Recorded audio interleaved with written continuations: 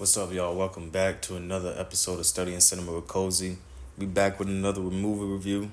Today we're going to be talking about Captain America, The Brave New World, a movie that just recently came out this past weekend, Valentine's Day weekend, starring Anthony Mackie as Sam Wilson taking on the mantle of Captain America.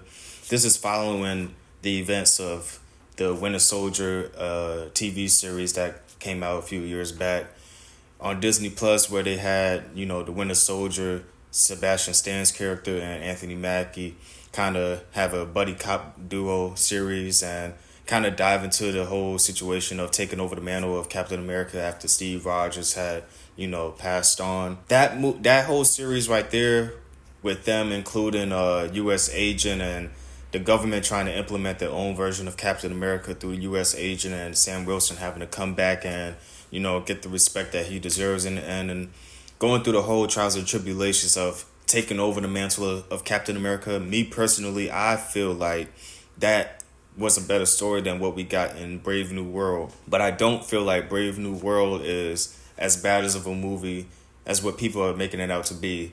I personally feel like there could be some bias, whether that be political or racial. There could be some nostalgia, holding on to the fact that Steve Rogers, played by Chris Evans, was Captain America for so long, all the way up until Endgame, and people not wanting to let go of that. But me personally, I think that Anthony Mackie delivers with his role of Sam Wilson and taking on the mantle of Captain America. I think that he has been doing a consistently good job within the MCU. I feel like his character has grown gradually and steadily over time in a way where it makes sense for him to be the new Captain America right now, especially with him being the one person that, Steve was able to trust along with Bucky here and there. But, Sam was always right there by his side, thick and thin. And throughout the blip and everything, Sam upheld his standards as as an American hero. So it was only right for him to be the new Captain America. In this movie, I feel like we see a dynamic between Captain America and all of the characters from the Hulk movie that came out in 2008. The Thunderbolt Ross character and the Thinker, both of them are Hulk characters from the Incredible Hulk movie that Edward Norton was in back in 2008. A lot of people, some people may or may not know that that movie is connected to the MCU, but they stamp it right here for sure, without any question. Even with having Betty Ross, the actress that played Betty Ross, come back in the ending and reunite with her dad. I personally feel like with the plot that they gave us in Brave New World, they could have definitely gave us Mark Ruffalo's Hulk and just throw him in there, whether it was like a 15-minute scene of him just being Bruce Banner or whether it was him transforming into the Hulk. I feel like we should have gotten something from Bruce Banner's perspective in this film. There was too many loose ends from the Incredible Hulk movie to not be addressed by Bruce Banner. They kept bringing up the Hulk and how he affected different things that was going on within this movie, but they did not show the Hulk at all throughout this film. And I felt like that was kind of not a slap in the face, but it's kind of disappointing, because it's like you kind of expect this movie to give you some sort of surprise, being that they already gave us the Red Hulk surprise. In the trailers. They really just pushed the Red Hulk, which was only in the last 10 minutes of the film. They pushed that out there real bad to make people want to get in the seats and watch this movie. And I feel like they kind of shot themselves in the foot a little bit. I definitely feel like they didn't trust themselves enough with having a black man play Captain America in a movie and having people accept that. I feel like they should have had a little bit more faith in Anthony Mackie and in the character of Sam Wilson. They already, established him as Captain America in the Disney Plus TV show, which, some people liked it, some people didn't. I feel like a lot of the people that didn't like it, based off of the reviews that I saw, basically came from a political standpoint or a racial standpoint, where they didn't really find the decisions or the character building within that show to make sense based off of their beliefs. But me personally, I feel like they already established him as Captain America in that TV show, whether people liked it or not, whether people watched it or not. They should have just followed through with that and just kept it pushing and don't really hold back on him being the forefront of this movie. I feel like Thunderbolt Ross, played by Harrison Ford, Harrison Ford delivers as an actor all through and through this movie. But I feel like they did spend a lot of time just breaking down some of the plot stuff that happened in an Incredible Hulk movie. With that being said, I feel like it kind of took away from some of the storylines that Marvel could have told with this whole Red Hulk and the Thinker and this little, you know, this little story that they were trying to tell. I feel like even if they don't have the rights to make a solo Hulk film, they could have definitely made a film where it was like Hulk or it was even like I wouldn't say to the degree of a movie like Deadpool, Wolverine, but I do feel like a movie that showcased Hulk in at least a third to a half of the movie would have sufficed in telling the Thinker story and telling why Thunderbolt Ross turns into the Red Hulk and all of these other elements that they try to piggyback off of 2008's Hulk.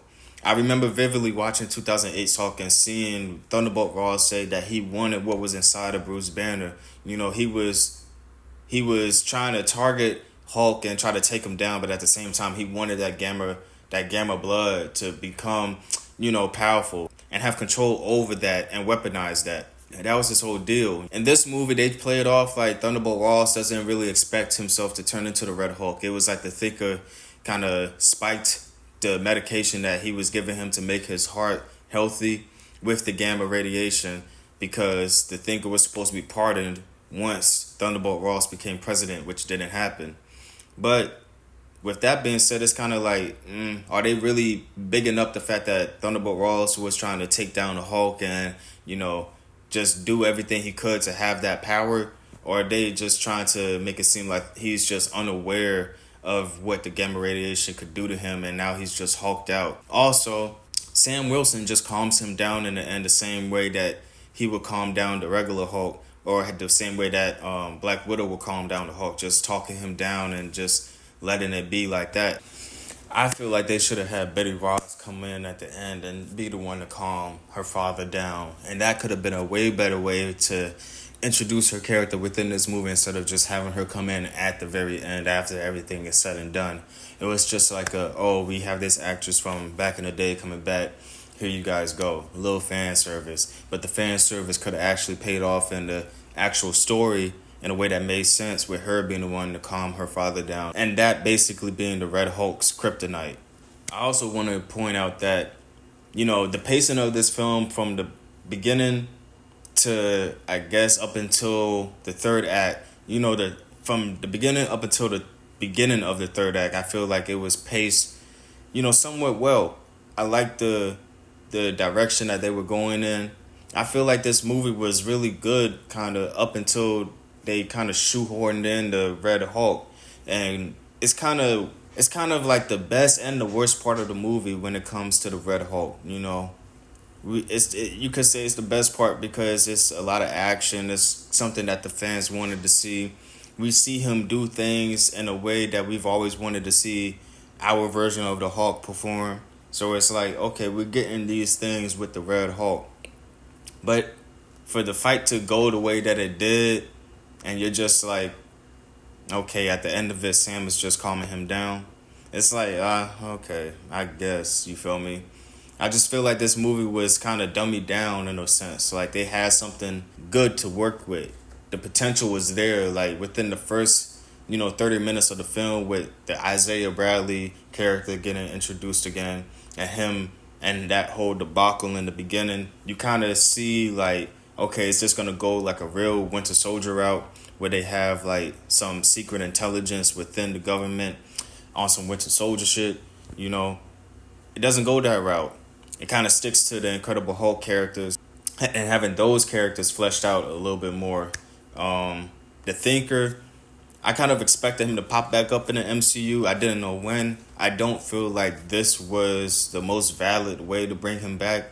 I honestly just feel like if you're going to have main villains that intertwine with certain characters in your universe, you should also have that hero in that said movie. I don't get why they would do it like this, because they wouldn't have a Red Skull and an Iron Man movie just out the blue without having Captain America in there. Even with the Fantastic Four, they have Galactus in this Fantastic Four movie, and they have Doctor Doom, who's being introduced in this Fantastic Four movie. Even though people are kind of like hit now to the fact that Doctor Doom is a universal Marvel villain. He was kind of introduced through the Fantastic Four, you feel me? So it's like, they're kind of sticking with that. So I don't see why they have the Hulk's villains fighting Sam Wilson. I feel like Sam Wilson, he could have stood on his own 2 feet and had a credible villain go after him and didn't really have to piggyback off of the nostalgia that the Incredible Hulk movie gave us. And people wanted to see the loose ends from that movie be tied up. The Serpent Society's role within this movie, it was there for sure, but it wasn't as prominent as you guys would have expected, I guess, Me personally, I thought they would have played a bigger role to a degree. They did play a role in the story and pushing it forward, but I kind of thought that they were going to be in more of the movie, especially Giancarlo Esposito. I thought that he was going to be in the movie a little bit more, but it's all good. He delivers when he's on the screen, and that's what matters, As far as the other actors and actresses in this movie, I feel like everyone kind of does their job well. The comedy in this movie isn't as over the top and overdone as some of the other recent Marvel movies. It's kind of just on the same beat as the classic Marvel movies, which was kind of nice. It's like I said, it's not overdone. And I feel like the timing of it is very well. I do feel like, this chemistry between Sebastian Stan and Anthony Mackie is so good to the point where, like I said, they should have made that Winter Soldier, Captain America TV series into a movie and gave both of them like a buddy cop movie. Or it could have been like a Sam Wilson-led film with Bucky in it in the ways that, Bucky is there to kind of teach him and mold him in the ways that Steve Rogers kind of balanced him out. But all in all, I do feel like this movie is worth seeing. The tone of this movie and everything, one of my friends said that he feels like this is like the beginning of the new phase or the new little era within the phase of the MCU. And I kind of agree based off of the tone and how they kind of paced out this movie. And looking at the Thunderbolts and how that movie looks cinematography-wise and how the pacing of that movie looks to be, I do feel like, the more grounded and slow burn type of feel is what we're going to get with some of these Marvel movies. And then on the other side of the spectrum, we're going to get the more fantastical, comic book accurate type of side of things with the Fantastic Four. I don't know what the big picture is when it comes to Doomsday. Like, I don't know if Anthony Mackie is going to be the one to just all of a sudden pick up the scraps and get the Avengers together. By the end of this movie, there still isn't an Avengers team, and we know that the Thunderbolts is supposed to be like used in a way to be a new Avengers, but we don't know how that movie is going to work out yet. So I don't know how they're going to go forward. I just feel like all the characters that we know as heroes now, they're going to be in this new Avengers movie. We should know that. But I just don't know how they're going to go about the whole forming the team aspect. I don't know if it's going to be Fantastic Four kind of coming into the MCU and being the forefront of putting everybody together, or if it's going to be Captain America already putting in the groundwork, and we'll have some, after credit scenes in some of these movies to where we see Sam Wilson interacting with some of these other Avengers characters. I'm not too sure, because the end credit scene that we got in this movie, it wasn't really valid. I feel like it wasn't even needed. We already know that there's multiple worlds out there. We know there's multiple universes. We've been known that. We knew it even in Endgame when they fucked with the timeline. I don't understand why they kind of took the time to just have to think of be like, I've seen many worlds and stuff like that. Like, okay, bro, we get it. You could think you're not Doctor Strange though. Like he was given like a Doctor Strange type of monologue and as a villain, and I was like, they saved the whole credits and everything for this. Nah, I ain't buying it. We should have had something a little bit more. We ain't get to see any other Avengers characters in the end credit scene.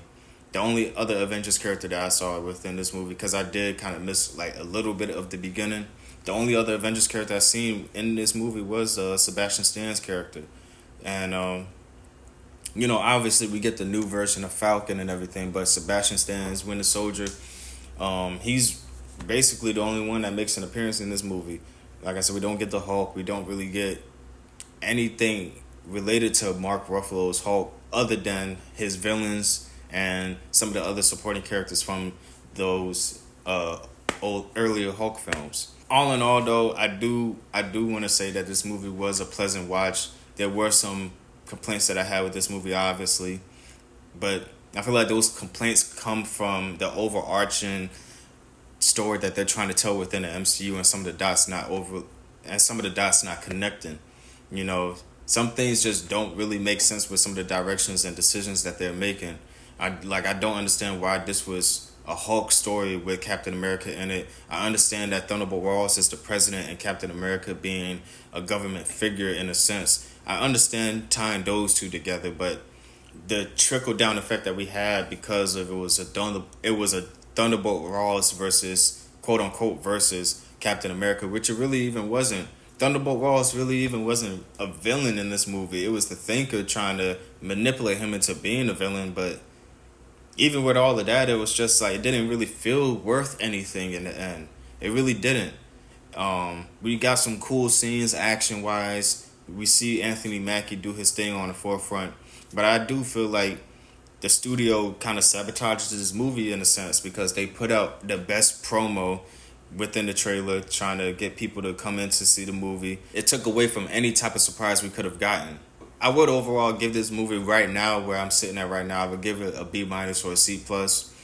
After some weeks or maybe some months or maybe even watching some older Marvel films, I may either bring it up or bring it down. But right now, that's kind of where I'm at. B-, C+ type of area.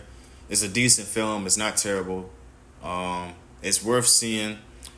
If you already into the Marvel films, it's worth seeing because, you know, there's definitely some worse films out there within the Marvel franchise. With that being said, I want to thank y'all for tuning in to this episode of Studying Cinema. We're going to keep it pushing with the content. And I'm going to get at y'all with another video real soon. You feel me? Real soon.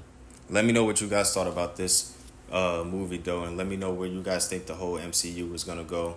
And how you guys feel about Sam Wilson being established as the new Captain America and that whole direction.